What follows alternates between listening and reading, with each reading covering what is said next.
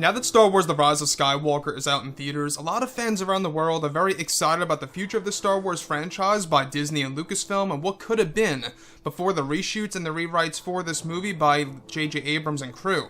This is Mike Zero. Make sure to subscribe if you are new to the channel for future Star Wars content. Now, one thing is for certain is that we do know that Episode 9 was by far the most difficult production there was for Disney and Lucasfilm. Actually, Mary Ann Brandon talked about this, the editor of The Rise of Skywalker, that this movie, they went through a lot of obstacles, a lot of troubles, in fact, to the point where they had to do rewrites on set and plan the reshoots while they were filming this movie.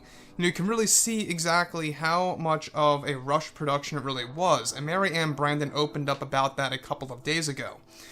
Now, we do know that the original cut of Episode 9 was 4 hours and 20-something minutes, similar to The Last Jedi, which was 3.5 hours, as Rian Johnson said, before it was cut down to 2 hours and change.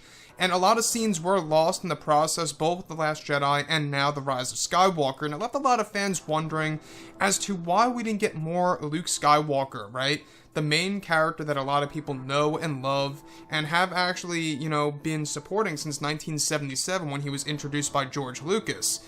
Obviously, they did Luke wrong in The Last Jedi, a lot of fans will agree with me on that. And The Rise of Skywalker, we can see from the scenes that we did get, is that it was an attempt in order to fix elements of that particular character.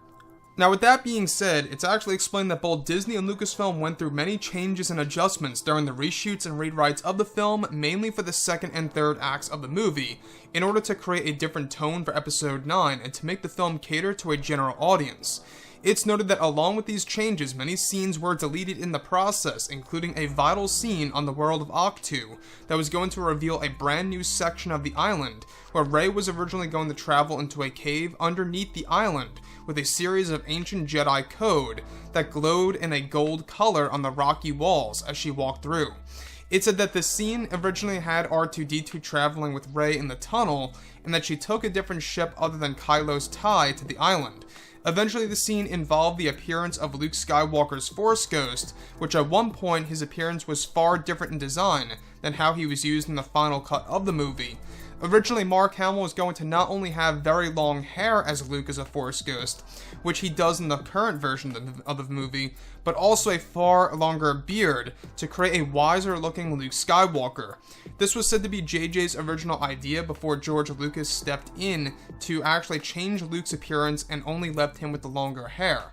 Now, it's noted that the scene involved a bonfire inside of the cave with Luke's Force Ghost talking to Rey about the Prime Jedi, while the other Force Ghosts of Yoda, Kenobi, and Anakin were going to eventually appear as well behind Luke for a brief moment. Now, Luke Skywalker was also going to talk about the first Skywalker in this scene that was deleted by J.J. Abrams and crew in order to change the scene to where Luke talks more about Rey's lineage and about his sister's vision of Ben Solo's death. Now, the thing that I really like about this scene is that it really is heavy on Jedi lore, the fact that they were going to explain more about the Prime Jedi, which we only got to learn a little bit about in the Last Jedi novelization and in the visual dictionary of the Last Jedi. That was about it. Nothing was really explained in the actual movie other than the fact that we got to see the mosaic on the ground.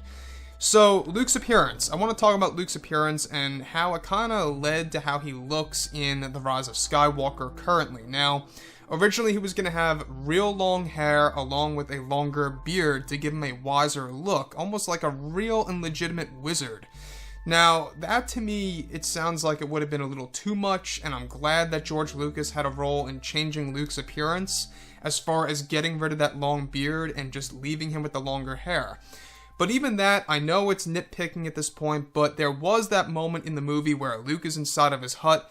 His hair, I gotta say, it looks so long and different in comparison to how he was used in The Last Jedi, so you can see how there is a continuity issue why Luke's appearance where it changes all the time from movie to movie. That's the only thing about the sequel trilogy, is that Luke looks different a lot of times.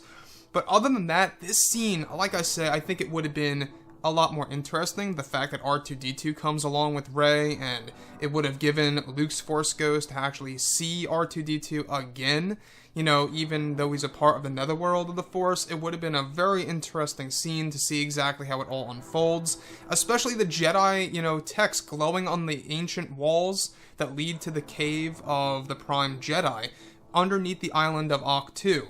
You know, we've seen a section of the island of Ahch-To underneath the surface where it's the dark side version of that.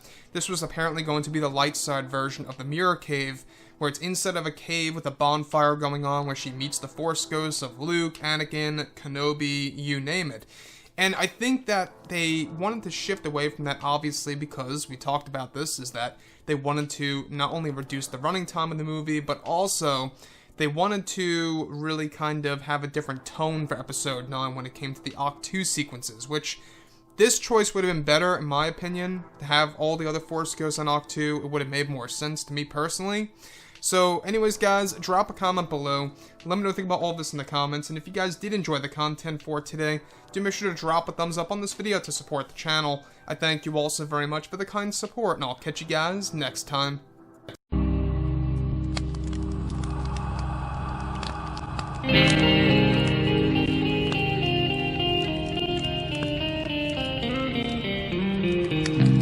Gun in hand, we are alone again. No, I'm not the one from night to moon.